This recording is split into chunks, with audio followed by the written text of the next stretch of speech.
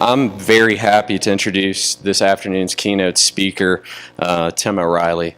While for our group, I'm sure an intro isn't needed, please indulge me a quick moment. Tim is the founder and CEO of O'Reilly Media. His original business plan was simply interesting work for interesting people, and that's worked out pretty well. He publishes books, runs conferences, invests in early-stage startups, urges companies to create more value than they capture, and tries to change the world by spreading and amplifying the knowledge of innovators. Please join me in welcoming Tim O'Reilly.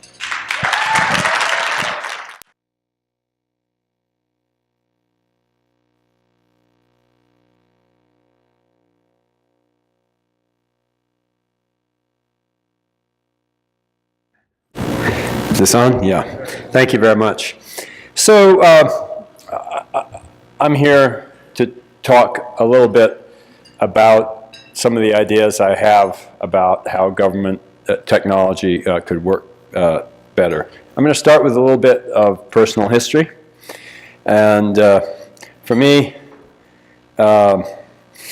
it started pretty much in 2008. When I realized that technology had helped President Obama get elected, but that wasn't necessarily the most interesting problem. The question was, could technology also help us as a nation do a better job of actually delivering services?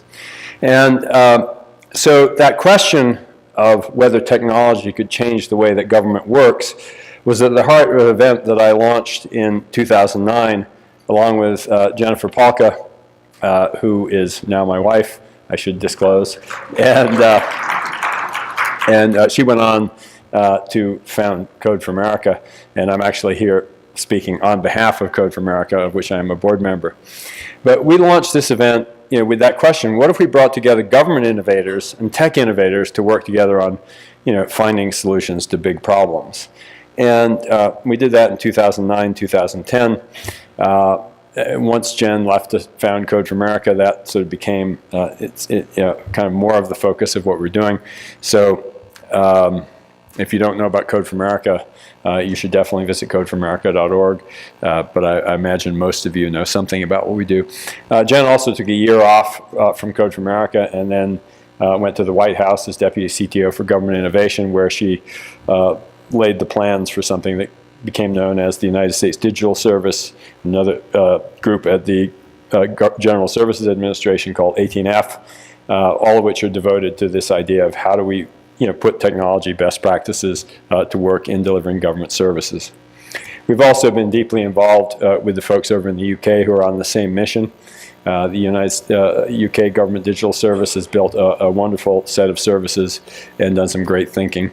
And we see them as core fellow travelers. And of course, many of the cities that we work with through Code for America are doing innovative things to make government services work better for citizens. And I'm going to be talking more about that later in this talk.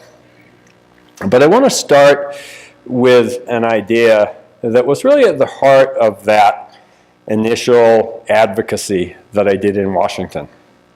And this is the idea of government as a platform. I wrote a long essay about it in a book I published called Open Government, and it's available online. So if you Google Tim O'Reilly Government as a Platform, you'll find it, and you can read all about it. But the notion was that government as a platform means that we should stop thinking as if we are building and delivering an application, delivering a website. We need to start thinking about what's fundamental that we offer as government, and how do we build these services in a way that the people can build additional applications. And what I was trying to get across was really the lesson of the App Store. You guys have probably forgotten, because it's so easy to forget that first wave of wonder when new technology comes out. The iPhone came out in 2007. And it was a great phone. It was super cool. It had this multi-touch interface, and it was super usable. But we forget, it had the same 20-odd apps that every other smartphone had. You could make a phone call, you could text, you could do a few things. And effectively, Apple had gone into a back room, come up with some ideas, And then here was this great phone. And that's also how most government procurement works. You know, government policymakers have an idea, they put together some plans, and they offer a solution. And it often doesn't work as well as the iPhone did, but whatever you get, that's all you got. But something amazing happened with the iPhone. It actually started with users. A lot of people don't know this. People started, quote, jailbreaking the iPhone and putting new apps on it. And the thing was, Apple was really smart when they saw that happen. They said, oh my gosh, this is a good thing. And so in 2008, Apple did something absolutely revolutionary, which I think set the stage for the modern smartphone era, which is that they opened up the App Store. They defined the iPhone as a platform. And I have there in the center of the slide an ad they did a few years ago where they said, a billion thanks 25 times over. That was at the point when 25 billion apps had been downloaded. It's well beyond that now. And there are now 1.5 million apps available for the iPhone. And that, to me, was the vision I wanted to get across to government. The best government programs don't deliver 1.5 million apps. They deliver the platform that allows us as a society to deliver all those apps. And of course, this is actually not a new thing for government. It is the way the best government works. When you think about the analogies between an operating system, whether it's on a phone or a computer, and government, a lot of it is fundamental services. You know, there's even a term in programming, garbage collection, right? And you're cussing when you're using your Chrome browser, and eventually you have to reboot because they didn't do a good job of garbage collection. There's memory leaks, and it's just like, wow, this is infrastructure. And you think about these bad actors. Google has to regulate search spammers, and your ISP has to regulate all those people who are trying to send you email spam. And there's effectively a police department, a government regulation. So there's a lot of interesting analogies, and they're all worth thinking about. But kind of coming back to this idea of how a platform becomes generative for society, let me point to a couple of good government examples. The first one is the Federal Highway Act, Aid Highway Act of 1956, which established the interstate highway system. When you think about that, the government spent a whole lot of money building infrastructure that we could all use. Now, some of this was national security driven. You may forget, but it took a long time to get from the East Coast to the West Coast before the national highways. And this had been a real issue in World War II when we were facing the Japanese. And General Eisenhower, then President Eisenhower, said we need to have a better highway system so we can move stuff more quickly and more easily from one side of the country to another. So there was a direct government reason for it. But because it was open to all, we ended up seeing a vast expansion of the economy of the United States. And of course you see, as indicated by that little montage of signs down there in the lower left, government plays an enormous role in regulating how the roads are used, may even collect some taxes to help fund them. But it doesn't specify what goes at the endpoints of those roads. That's what we do as a society. Very, very like what Apple did with the iPhone. So there's some measurement, in the same way that Apple says, no, you can't have that app on the phone. But most things are okay. Sorry, I hope I get a bit of water here. I'm making coffee. So I've got a bit of a cold. But there's this great line from Oscar Wilde. He once said, "Only the mediocre man is always at his best."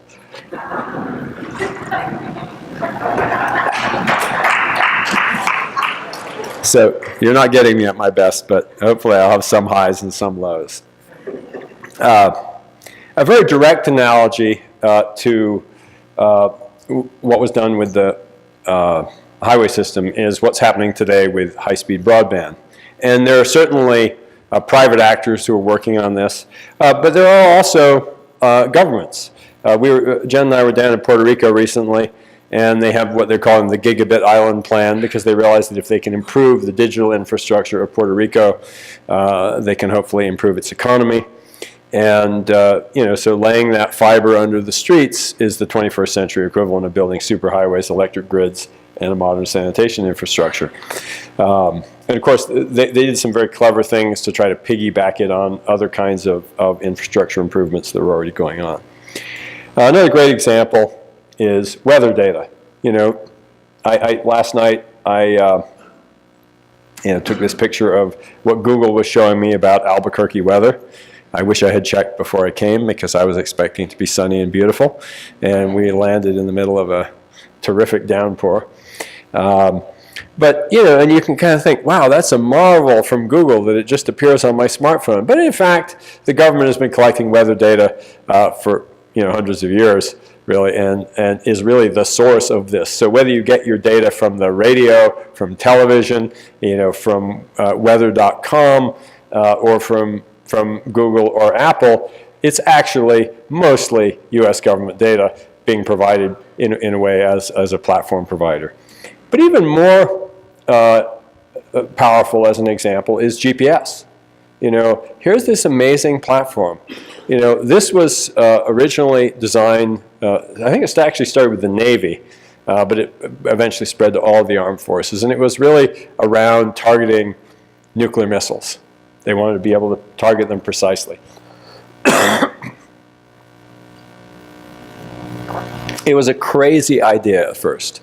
There were these guys who said, wow, we could launch these satellites, we'll be able to track exactly where things are on the surface of the Earth. This was in 1973. It took a long time to get off the ground. But something super important happened in the early 80s. A US airliner strayed into North Korean airspace and was shot down. And President Reagan said, whoa, if we'd had GPS on that airliner, that wouldn't have happened. So he basically directed the armed forces to open up this system. It wasn't finished yet at the time. It was in limited deployment. He said, once it gets deployed, I want you to open it up for civilian use. Now, originally, they fuzzed the signals, so they had much less accuracy than the military had access to.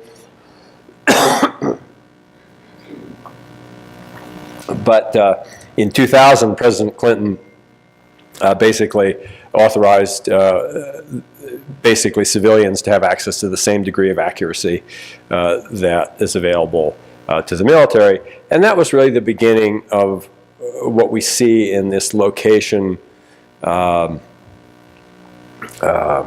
in location services, from navigation systems in cars through services like Yelp and Foursquare that know exactly where you are, all the way through to futuristic things like Google's self-driving car. And oh crap! And now we have that side of you know what? I think it's it'll stop eventually. Sorry about that.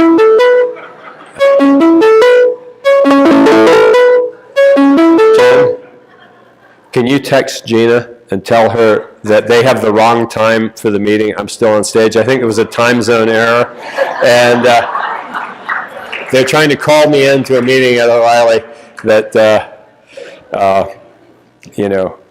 and I think we got the time wrong because of the time zone change. Anyway, that was basically, the call being routed from, I didn't pick up on the phone, so it got routed to Google Voice, showed up here on my device. Again, part of this magic of this amazing platform we're building, although it's often being built by the private sector. But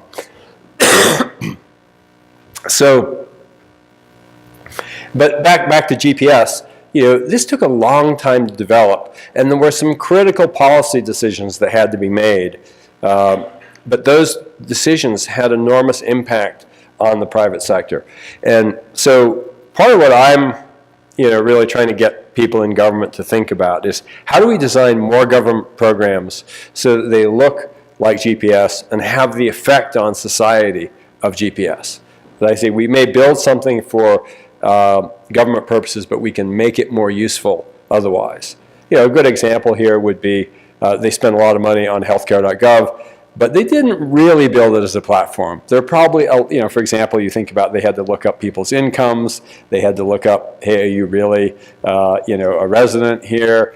And if you think about it, what if those were fundamental government services and anybody who was, any of you, for example, had access to sort of federal data on that via API? There'd be all kinds of things that could be built. What if the insurance companies could use that for their own sites? There was a whole different way of thinking about it that we haven't got to. But we're making progress. I was really heartened after the 2012 election when President Obama talked about his second-term management agenda. Open data and its role in enabling private sector to build on government as a platform was a key part of the message. He said we've opened up huge amounts of government data to the American people and put it on the internet. And what's happening is that entrepreneurs and business owners are now using that data, the people's data, to create jobs and solve problems the government can't solve by itself or can't do as efficiently. I think this is a super important message. A lot of people think about open data in government and they think about government transparency. And that's an important issue. I don't want to deny that transparency matters. It really does. But the idea that the only thing that we can do with government data is use it to play gotcha with politicians is a bad idea. There's so much data that can be used to actually build real services for citizens. And that's happening. GovLab, which is a nonprofit, recently put up their Open Data 500, a list of 500 companies enabled by government open data. That's not bad, but it's nothing compared to the 1.5 million apps on the iPhone. So we have a long way to go. And there are new venture activity in this space. For example, the GovTech Fund, which was started by Code for America friend and volunteer Ron Buganim, is looking for government technology startups. So there's a lot that's really happening. But it's not necessarily the realm of big initiatives. Sometimes there are small things that you can do at the local level. And a really important one, and this is, for this audience, this may be the most important government as a platform story for you to learn about and study and think about, is the story of what's called the General Transit Feed Specification. You guys probably know that in Google Maps, and actually a bunch of other mapping services, you can get transit information. When the bus is coming, where the stops are. And this is not something that started at Google. It started at Portland, Oregon's TriMet Transit Agency. They went to Google and they said, hey, if we published our transit schedules in a standard format, would you use it? And Google said yes. And that was how that happened. And it's actually a simple little text file format. It's got more complex since as they've tried to add real-time data, but so real-time arrival data as you get more and more buses equipped with GPS and so on. But that notion that you can simply define a simple data format and then all this magic happens. Can you imagine how many hundreds of millions of users have access to transit data because TriMet did that one small thing? And so, so here I was, here's how I actually didn't, you very kindly sent a car to pick me up at the airport. But if I were coming on public transportation, I could have found out how to do it. I'm glad I didn't have to because it was pouring rain, but there it was. And the lesson here that is super important for all of you is that you don't want to make people come to you to find the data. Make the data find the people. I first started working on this back when I was doing that Gov2 Summit. I was working with Todd Park, who later became the Chief Technology Officer of the United States, but at the time was the Chief Technology Officer at the Department of Health and Human Services. And we worked on bringing together companies with the Department of Health and Human Services. We eventually turned into an event called the Health Data Palooza, where there's now thousands of people attend, and there's been hundreds, if not thousands, of companies built using data from the Department of Health and Human Services. Before that, they were just trying to put that data on their website, and they didn't get that much use out of it. But now, there are all kinds of ways that the surface area of that data has been vastly increased because there are people who are much better than we are at getting data. So this was the theory behind an initiative that we kicked off with Yelp, Code for America, and I believe it was San Francisco and New York, something that became known as the Lives specification, and that was an effort to get health inspection data into Yelp. We went, wait a minute, you know, how often do most citizens go to their city website to check out the health inspection data? Not very often. How often do they look up a place on Yelp? All the time. You know, so way, way bigger footprint. So a much better way to get that data out, you know, using this government as a platform philosophy, is to work with somebody who already has the eyeballs and get your data into their hands. Yelp has continued down that path. That's the other thing, because once you start doing that, you start teaching these companies that there are these great other sources of data. So for example, Yelp recently added hospital wait times and nursing home ratings, working with data released originally from the Department of Health and Human Services, but also cleaned up by a nonprofit called ProPublica. And there are a lot of other areas where you have really useful data that has yet to make its way fully into the commercial ecosystem. Good example here is Bloomington, Indiana's Inroads project. It provides street closure data on a map, but also as an open data feed. If you look down in the lower left on that screen, you'll see the open data is available in several different formats. You also can get open source code for this app, so if you want to, you know, copy this, you can do that as well. There are also projects at Waze, for example, which was acquired by Google, the real-time traffic company. They have actually something they call their Connected Citizens program that is set up to consume this kind of data. But I don't think we've seen yet the kind of full integration and widespread adoption of this kind of approach that we saw with GTFS. And it's one of many areas where I think the ball could get moved downfield. Let's get more of that kind of real-time road closure data into the various kinds of transit apps. Another one, of course, is parking. The city of Santa Monica has a parking data API where they've actually got real-time parking data, and they're making it available via an open data feed. And there are, you know, companies, third parties. There's a company called ParkWiz. I think there are a couple of others. But these guys are small players that are trying to aggregate this data. And really, what would be great is if a lot of cities got together with Santa Monica or whoever else is working on this and say, let's come up with a common standard. Let's get the attention of the Googles and the Apples and all these, you know, some big players who have a lot of eyeballs, and let's get a standard going for this. Because that's really an important way that we can, you know, serve our citizens better with government data. It's not by trying to do it ourselves. Yes, you can build a parking app, you know, and some number of your citizens will download it. But if you can get into the navigation apps that everybody's already using, you're going to reach orders of magnitude more people. And there's a really important principle here, which I'm going to give you a lesson from another platform, going back to the industrial age. And that is, the lesson is, who sets the gauge rules the world. You know, 60% of the world's railways use this odd measure of 4 feet, 8.5 inches. It's referred to as Stevenson gauge or standard gauge. That's just because this British railway guy just started building tracks that size. And I think it was originally the width of standard carriages, you know, the one that went on, you know, dirt roads. You know? But that became a global standard, you know, spread with the British Empire. And the point is that you often make these standards not by meeting in committees. You know, TriMet didn't go out there and have a lot of committee meetings. They tried to get buy-in really quickly from one big player. And so if you have, you know, innovative work, you know, again, you know, if Santa Monica, again, I haven't looked in detail at how well they've done their real-time parking API, but, you know, it's really just, don't try to get together in committee and nibble it to death. Just get on board, start building tracks. Because you standardize railroads by building the tracks.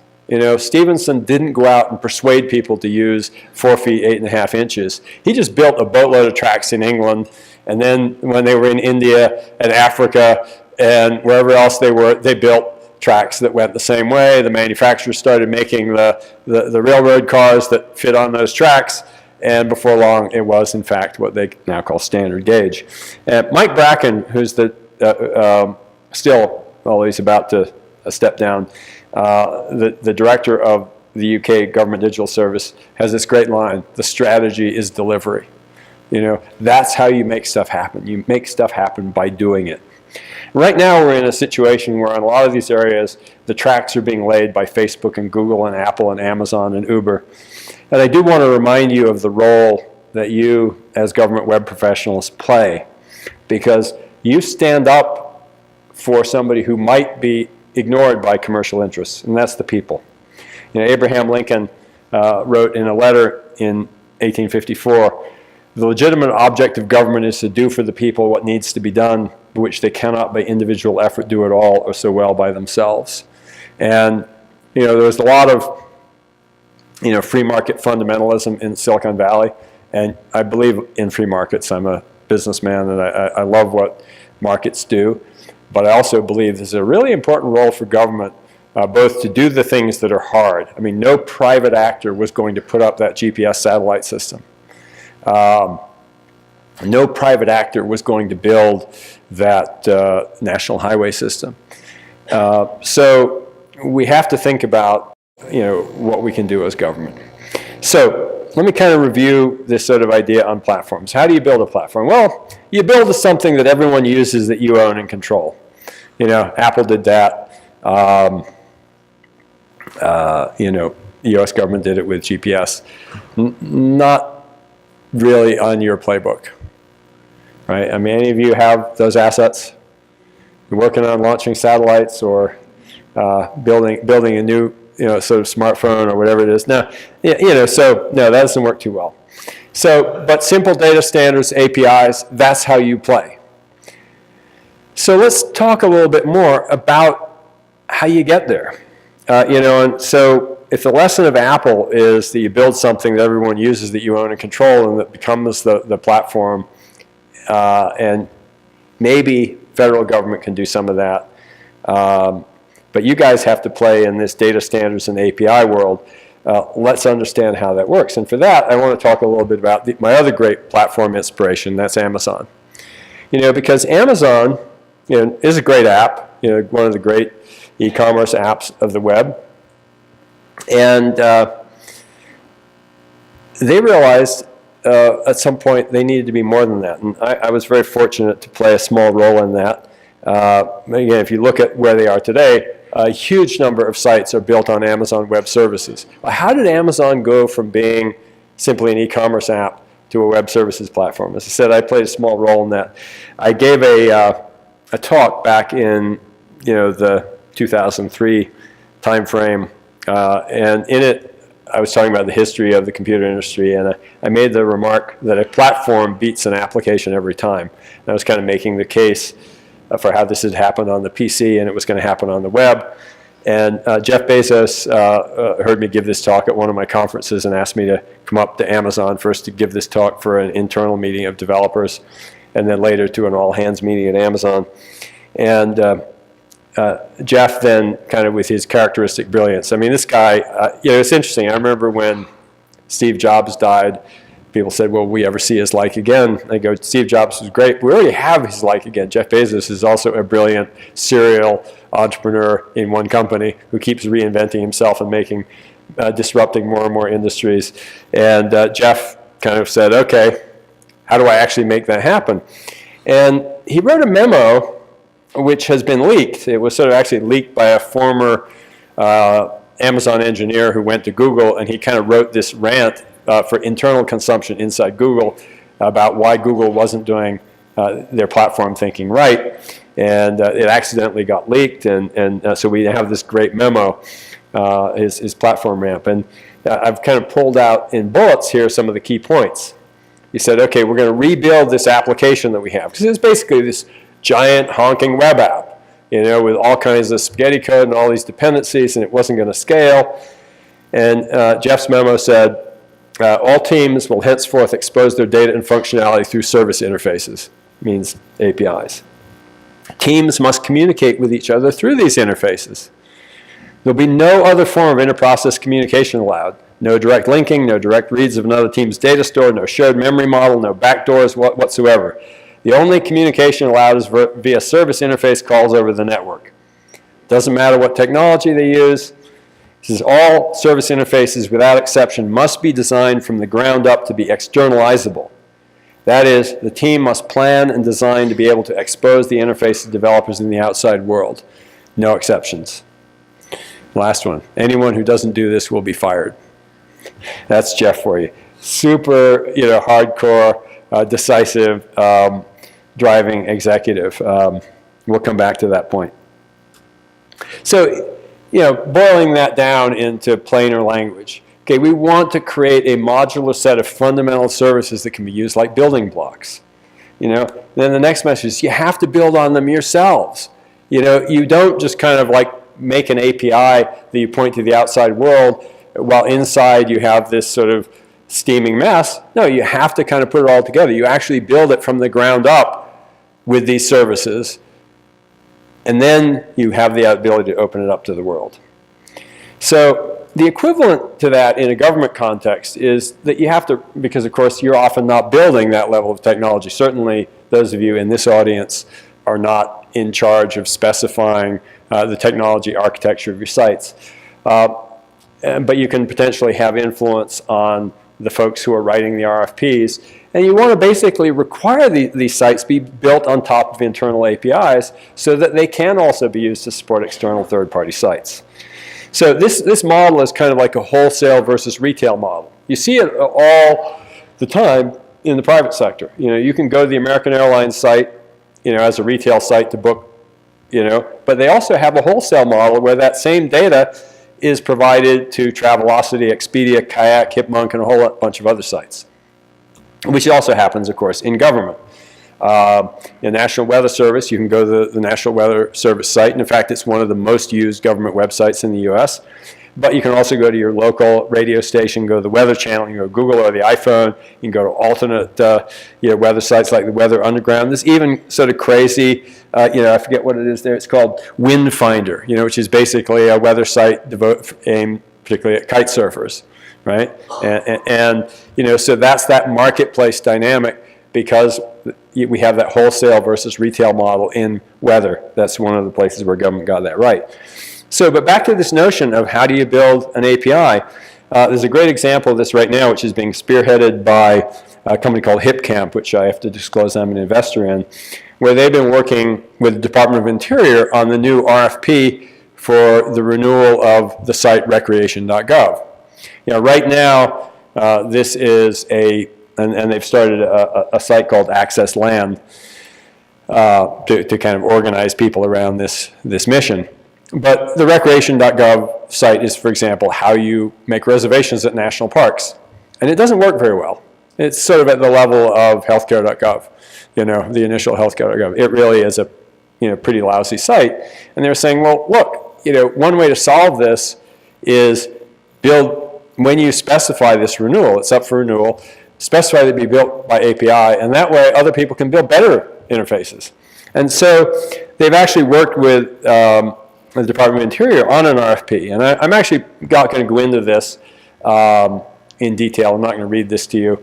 But I will make these slides available. I kind of put all the language in here. So if you actually know people who are going through this process, you can go look on SlideShare, or if you guys want to post it on the NAGW site, happy to provide the slides there. You can actually see this language, this model language, for how you specify in an RFP, what you want in this sort of wholesale versus retail model. Like I said, I'm not going to read it, but third-party sales strategy. The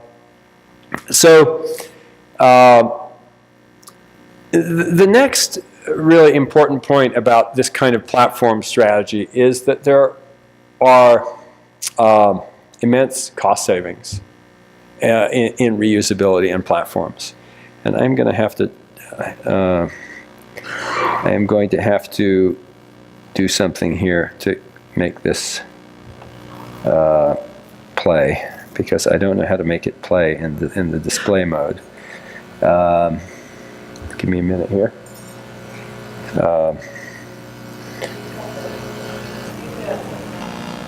There we go.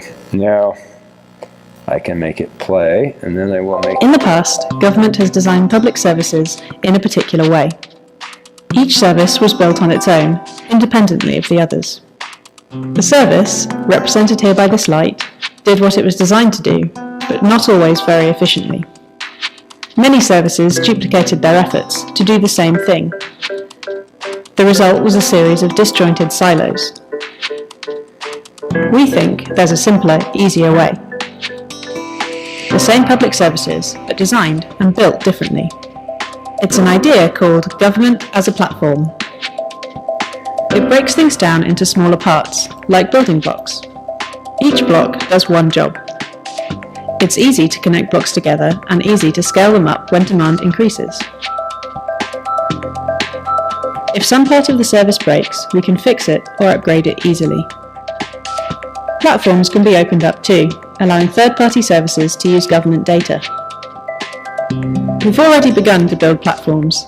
Gov.uk is a platform for publishing. Gov.uk Verify is a platform for identity, and there are many more to come. This is what we mean by government as a platform. Better, smarter public services.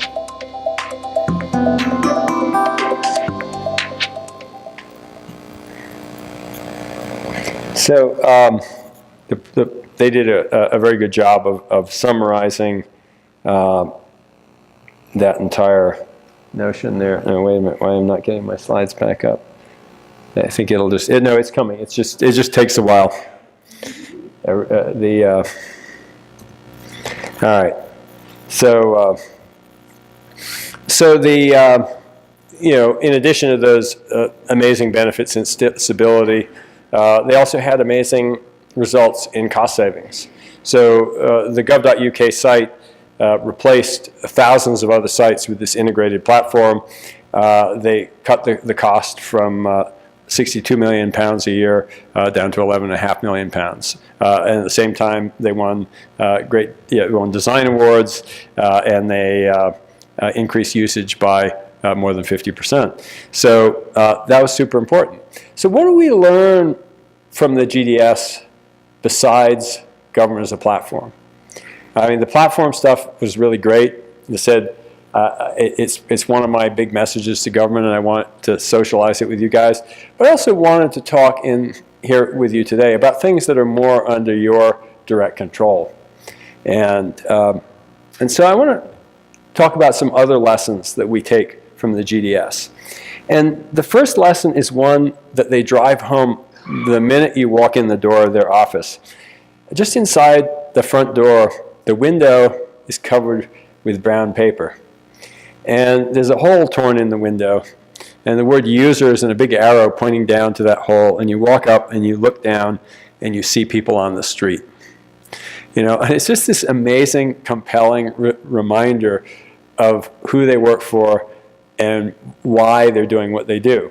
And I think it's sort of one of my favorite sort of entrances to an office ever. I mean, just look at that. You walk in and that's what you see. And they enshrine this in a document that you should certainly go study. It's the Government Digital Service Design Principles. If you just search for GDS Design Principles, you'll find it.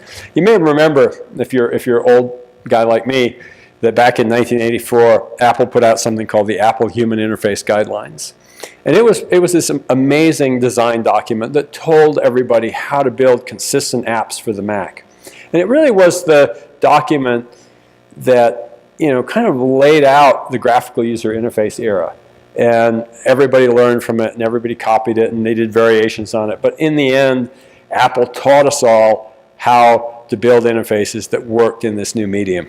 And I think this is a document at that level of fundamental brilliance and ability to sort of shape how we think about the design of services, the design of websites, more fundamentally, really, the design of services.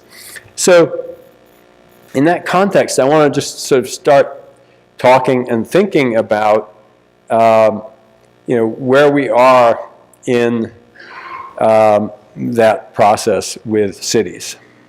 So, I hope nobody's offended by these comments, but I want to get this across. We were talking about GDS and its focus on users.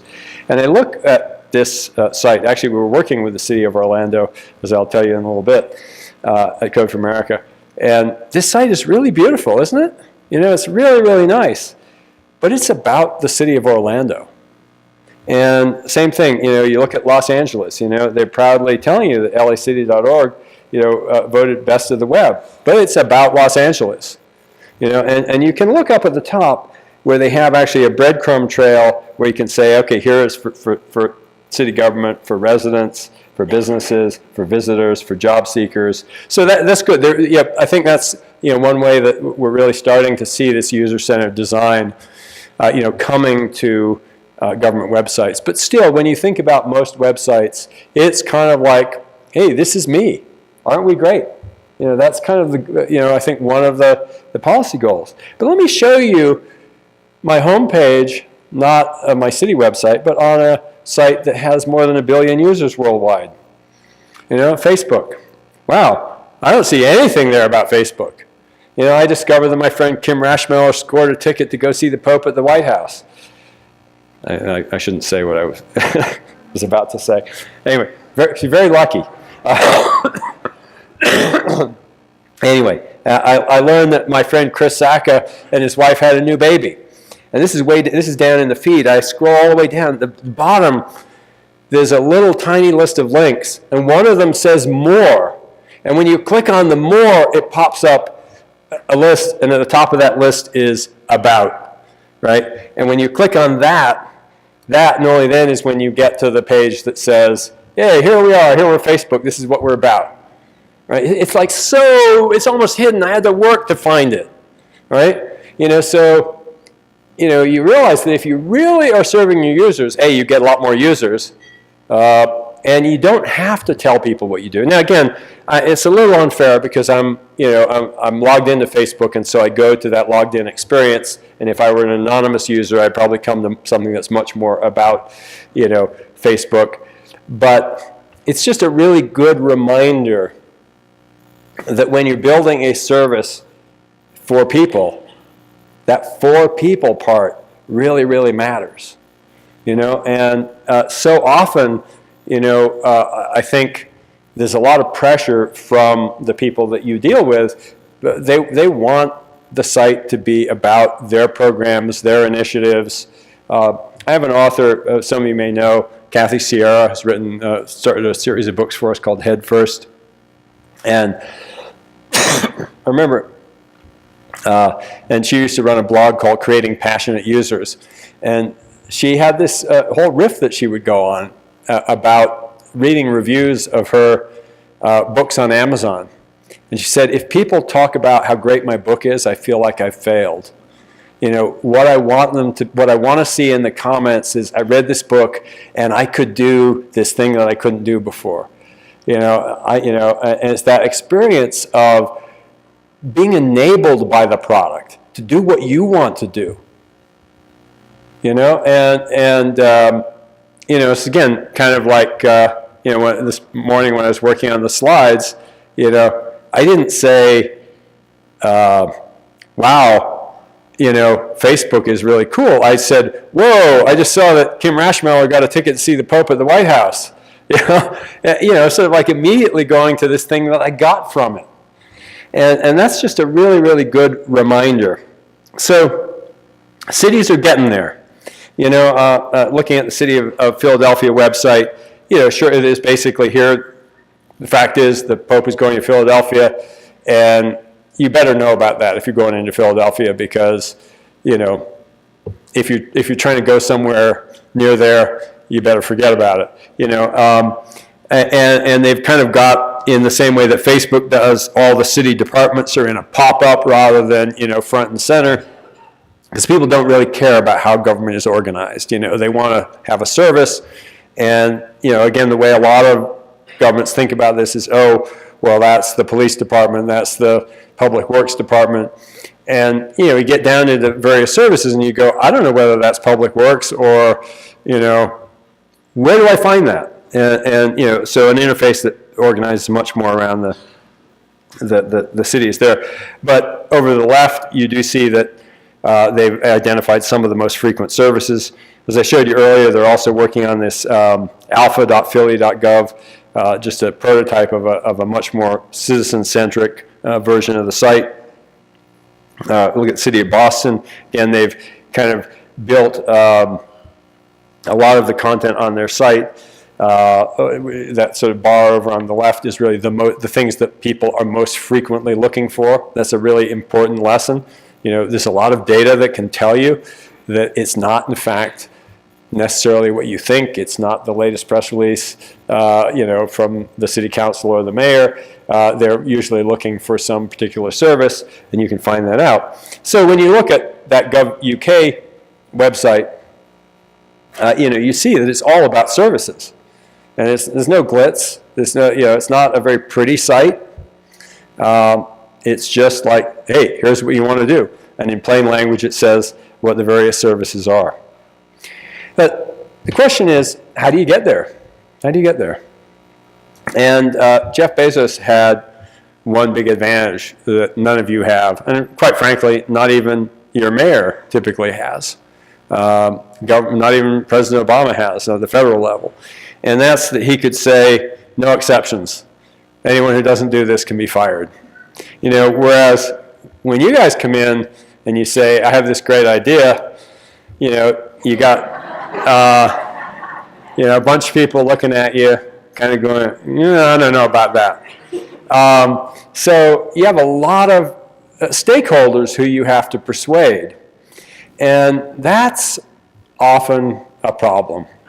And that's one of the projects that we've set out to do with Code for America with something that we're calling the digital front door process. And the DFD team is sitting over at that table over there, and they're out in the top of the stairs, so if you want to talk to them. But we're basically publishing a set of resources, guides, and tools for cities that are doing website redesigns. And we'd love to engage with you. That link up at the top corner is a short link to the digital front door resources. And there's a sort of set of guides, like a process for going through and figuring out what are the goals of Good City website. Where do you start? What should a city's mobile strategy be? How do you access the city's digital services? IT strategy, how do you get yourself on the cloud? And a roadmap, how to migrate content. So let's sort of drill down into one of those. The content migration roadmap. It starts with understanding user needs, doing a content audit, developing a strategy, a whole section on writing for the web, internal content tools, and so on. But we've also built a tool, for example, this IT dashboard, right? Which shows what people are doing on your website. You can figure out very easily what are the most commonly visited pages, how many people are using them. And that tool is a great starting point for you in any redesign. So there's about 50 cities using this. It's an open source project, and you guys can go get it. Again, there's a link to it on that short link up in the upper corner. And as I said, the DFD team is here. And they actually just recently did a redesign boot camp, and they're going to be talking about that next week at the Code for America Summit in Oakland, California. But we put all the videos from the summit online afterwards, so you'll be able to see and hear their presentation on that when that goes live in a couple of weeks. So Code for America Summit, as I mentioned, is coming up. But I'm going to give you a few lessons from what came out of the boot camp that they did a couple of weeks ago. I'm trying to remember what were the cities who were involved in that. Maybe you guys can shout out. It was Orlando, New Orleans, Lexington, Kentucky. Anyway, 6 cities or so. Montana. Ah. Yeah, so some small cities too, which is great. Anyway, so here's this, and by the way, a lot of these screenshots are shown in mobile stream format because it's really good to remember that many of your users are going to show up on mobile devices in increasing number. And so a lot starts to appear very differently, when you think, oh, I'm on a small screen, and those things that the people actually want to get to are somewhere way, way, way, way, way down. They go scroll way, way down because they're reading things which are, like, for example, this is from, I hope nobody in Lexington is offended to show this. This is a beautiful, beautifully written web page. It starts out with our vision. Whether it's the recyclables we can use, again, yard waste that we can turn into mulch, or items we can haul to the landfill. We're always looking for ways to keep the bluegrass beautiful. Our work is not just getting rid of things, it's about Lexington's quality of life, its health, and the look of our community. So you're coming to that site for a reason, and in fact, it's probably this. I want to know when my trash gets picked up. And so, there are actual services. So this is not as pretty, but it goes right to the point of why people are coming there. Because what you find when you look at the data is you go, oh, okay, they went to that page, and then they clicked to the link. What they were really going for was, what day does it get picked up at my address? This is a new resident who doesn't know when trash pickup is, or wait, it's a holiday, is it getting picked up tomorrow, or does it happen today? That's what people are really coming for, and you get that through data. And this is the point. The data is also how you persuade those stakeholders. I heard a very interesting story on this front from one of the people at the United States Digital Service, which is the group that got set up at the White House to sort of help with this kind of problem. And one of the people there was talking about a project. It was some kind of education initiative. I don't remember the details. But they got called on the carpet by a very, very, very senior policy person at the White House who said, we're really upset with this project. We had directed you to put in this feature, and it's not there. And they said, well, let us explain, how we're doing things here and how we're building projects. And they said, what we did is we built a prototype. And we took it out to 1,000 high school students in Anacostia, Maryland, and we looked and saw what they did with that prototype. And what we discovered was that they didn't use that feature at all. They got to that same information through the search interface. So that's why we took that out and instead, used the search interface, because we had, 1,000 people show us that that's how they were actually going to use it. And this policymaker said, oh my gosh, that's not just how we should be developing software, that's how we should be developing policy. Now that's like a revolution, when you can actually get somebody saying, wow, we want to try, build these lightweight prototypes, we want to measure whether they work or not, and then we'll figure out how we need to change the policy, how to change the prototype, how to evolve based on what we've learned. There's this great line from Clay Shirky, who some of you may know as a noted internet pundit, when he was talking about the way that healthcare.gov was developed through the waterfall development process. And he said, the waterfall development process is a promise by all parties to learn nothing while doing the actual work. In fact, modern software development is this iterative process of building something, measuring and learning, and then building something slightly different as a result of that. So a lot of this DFD process is really helping you through that build, measure, learn process to figure out what people actually want. It's also a lot about simplicity, and we're going to come back to that. Anyway, kind of giving you some other stories. Boston was also a participant. They've been working on making their website user-centric, but when it came down to thinking about it, particularly in this mobile context, I don't know if how well you can see that tiny type, but if it was on your phone, you could see it a lot better than you could see the other site, because it's basically blocks of, hey, here are the services front and center. New Orleans, police department, again, site starts out with a lot of information about the goals and values of the police department, If you scroll way down, you actually get to the bottom of the page and you see the services that people really want. In the in the redesigned version, again, which is shown here in a mobile view, you really go right to services that people are actually looking for. And so there's this great line from Sid Hurrell at Code for America, where she said, a typical city website today is about the city, but the site should be the city, doing the people's business online. So effectively, you're trying to build something that is a tool for the city to work better.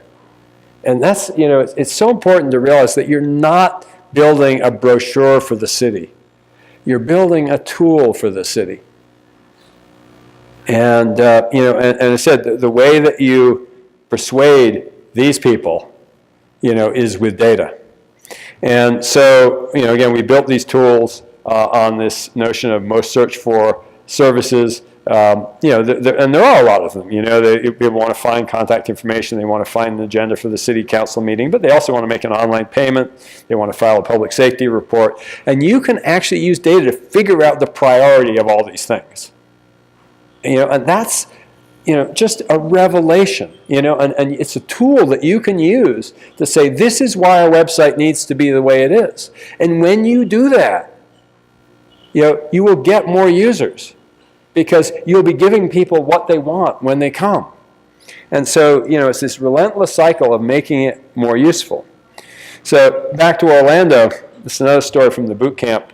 Again, this is a beautiful site. You look at that site and it's really beautiful, but it isn't necessarily what people are coming there for. And so back to this dashboard. Now, this is actually the dashboard for Oakland. I don't have one for Orlando, but you get the idea. There was they showed the dashboard to the mayor, who loved that. He loved this site. Again, you look at it, it's a beautiful, beautiful site. He loved it, but they showed him the dashboard of what people were using, and there were hundreds of people here and doing various things, and he said, wow, if we had 100 people waiting in the lobby at City Hall, it would be a crisis. So he really got, this is a service for citizens who are coming to us to do something. And he understood that. And so he went, we don't want the line in City Hall. We want people to be, going right to work. And this is really not just a trivial matter. And we really got a view of this in a project that we took on in San Francisco in 2013 and have continued since, working with the state of California, with other counties. And this was about food stamps. Code for America got pulled in because the city which runs the food stamps program on behalf of the federal government, city and county does, they discovered they had a big, which is that they had these clients for CalFresh, which was growing. First of all, nowhere near as many as there should be. California is one of the lowest in participation rate in CalFresh. But even more than that, they had huge churn in the program. People would sign up, go through this long, involved process, and then they would fail to meet some requirement, fall off the rolls, and reapply. So costly, inefficient, badly designed. And so the first thing the fellows did, because they think very, very much user-centrically, they said, well, can we sign up for food stamps? We won't use the benefits, but we want to understand how it works. And not far into the process, they got a letter. And again, I'm not going to read it to you. Maybe I should. It says, your food stamps benefits in the quarter did not change as a result of the documents/information we received, because it would not have resulted in an increase in benefits. Your food stamp benefits in the quarter do not change as a result of the documents information, because the rule says that when you report some changes, the county cannot lower your food stamps until the next quarter. The county has refigured your food stamps using the information you report. Anyway, it goes on like that. And what it actually means is that the next time you're at the checkout counter, or at some point, some magical point in the future, you're going to be at the checkout counter, planning to use your food stamp card, and guess what? It won't work. Because what it really meant was, there's a problem with your benefits. You better call the office. And in fact, that's, the Code for America fellows experimented with a whole bunch of different approaches. The problem, what they came up with as the most effective in the pilot, was basically a message that said, in essence, there's a problem with your benefits, call the office, which is what people had to do. But it was completely unintelligible from that letter that was written by some lawyer, and was sent out in paper, maybe never even received. And so the way that you actually discovered that your food stamp benefits didn't work was because, guess what, they stopped working. That, by the way, was also how healthcare.gov, when the rescue team first went in there, the way that they figured out whether it was working or not was they either went to CNN, because it was national news, or you just tried it, and it was either down or up. And so this guy, Mikey Dickerson, who came in from Google to help with the rescue, became famous because there was a lot of resistance to installing monitoring for various reasons. And he said, if one more person tells me that I can't install New Relic, I'm going to punch you in the face. And so he got his way. They installed the monitoring, and they were able to sort of patch things together. But this really back to Snap. This was really just the beginning of the process that we've gone through in debugging the system, because it turned out the application process online was also incredibly painful. I'm going to show you a rapid-fire illustration of that.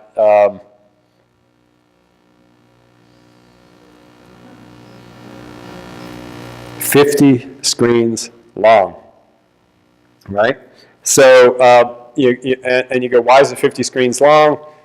Because they kind of threw in all kinds of questions. Turns out actually different counties have different questions, and the vendor just sort of shoveled them all into one app. So very, very painful. And it turns out actually that all this is a screener for you to come in and have an appointment anyway. And it turns out it's legal to get in with a much smaller number of questions. So Code for America built a, let's see what's happening here. I should be on to the next one.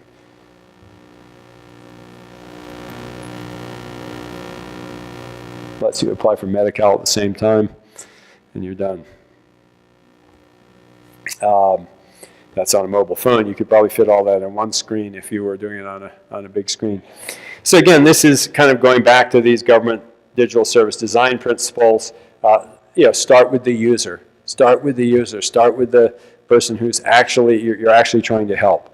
So again, coming back to Digital Front Door, that's what this is all about. If you're interested, talk to these guys. You can also go to that short link, C4A, which is codeforamerica.me/DFD. And we've also incorporated a bunch of super cool tools. One of the things that's super important as you start thinking about your website for users, you have to realize that not everybody, can speak good English. The education level differs, and so, for example, there's a great tool called Hemingway that we're helping cities to use, which actually evaluates the writing level of the copy on your website. It shows how long things are, how long it will take to read, how many people are reading it. So the real point here is that often when you're designing these things, again, you have that group of shareholders, and it's no one's job to speak for the user, except yours. And so you're in some ways in this unique role where you have an amazing ability to say, we have to do this differently. I have data to show why we should do it differently, and to rethink your job in such a way that you become an advocate for your users. And you have a lot of support there. I mean, first of all, there are increasing numbers of senior policymakers in government who understand this. But you also have the support of applications that have hundreds of millions of users, billions of users. So you can say, this is how, this is the best practice. And you can actually learn how to do it, and you can teach the people that you work with how to do it, and we'd love to be able to help you do that. And my ultimate message is kind of the message of Code for America, which is that government can work for the people, by the people, in the 21st century.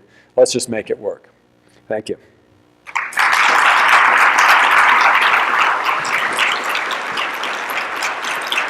Thank you.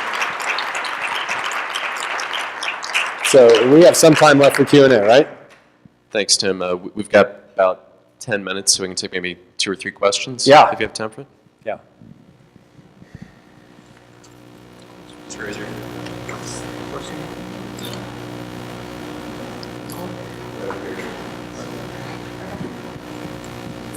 Thank you. I was wondering if you had worked with any branches of the government other than, I guess, the executive branch, like the judicial branch, or courts involved in terms of the judicial branch's web presence? There's been a little bit of work. I know that Jen might want to come up and talk more specifically to some of this. But I know we worked in Louisville with the court system. Actually built a jail population dashboard for judges when they're making sentencing decisions to be able to,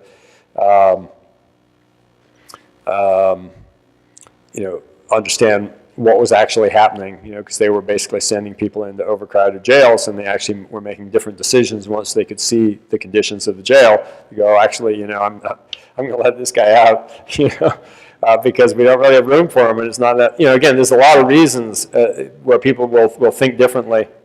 No, Jen got it wrong. Did not let people out. Yeah.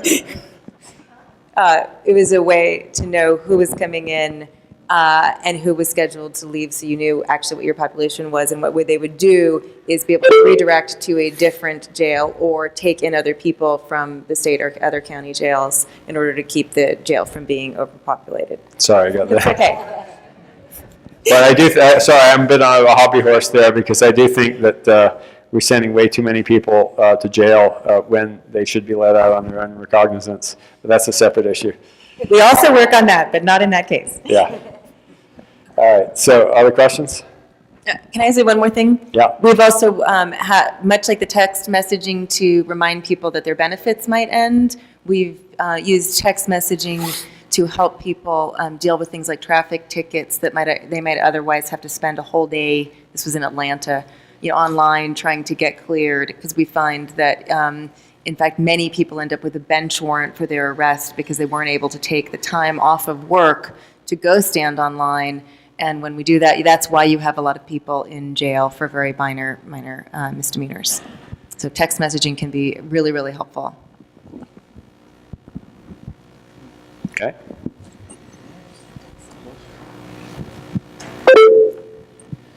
Tom Fuller from the Oregon Department of Transportation. You mentioned the Connected Citizens Program, and we at ODOT signed an agreement with Google where we're exposing our real-time traffic information to Waze, and they're exposing their information back to us. It's sort of a two-way thing, because they weren't able to see what roads were closed, which we already knew. So that's very helpful.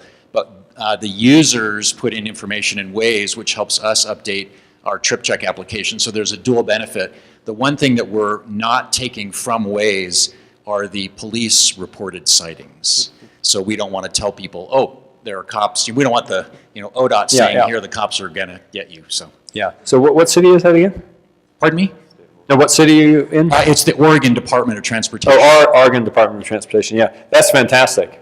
That's great. And I think your point about it being two-way is super important. And it's also super important, your point that, it's not, you got to take everything. You can actually build an app that meets your needs. Yeah. Okay. Others? Sorry, I can't really see here.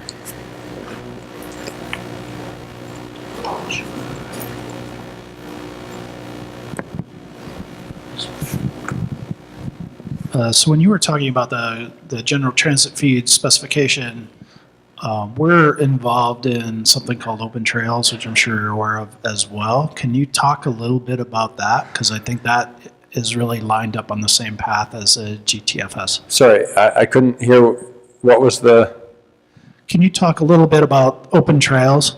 Open Trails, yes. Specification in relation to the general transit feed specification. Yeah, I think Open Trails is super interesting. We worked on that at Code for America as well, although we're no longer actively involved. in the core of the organization because we've had the focus. But it's a fabulous initiative. There's a lot of data about park trails and how do you connect up park trails to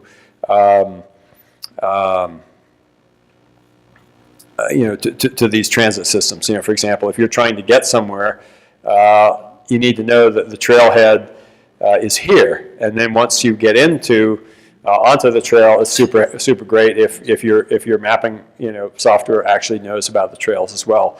So I think it's a really great example of what I've been talking about getting together on a standard for a class of data that government has that a lot of people other people don't have. I know Google's been having a lot of people go walk trails with those Google Earth cams and so on, but cities already have a lot of data. Park services have a lot of data, and again, fabulous example of how government can effectively connect into an ecosystem of apps that already have hundreds of millions of users.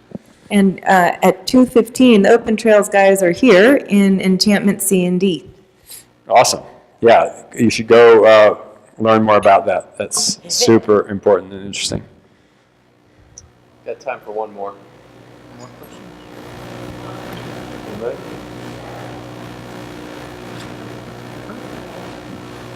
All right. That's it. I think that'll do it, Tim. All right. Thank you, sir. We greatly appreciate it.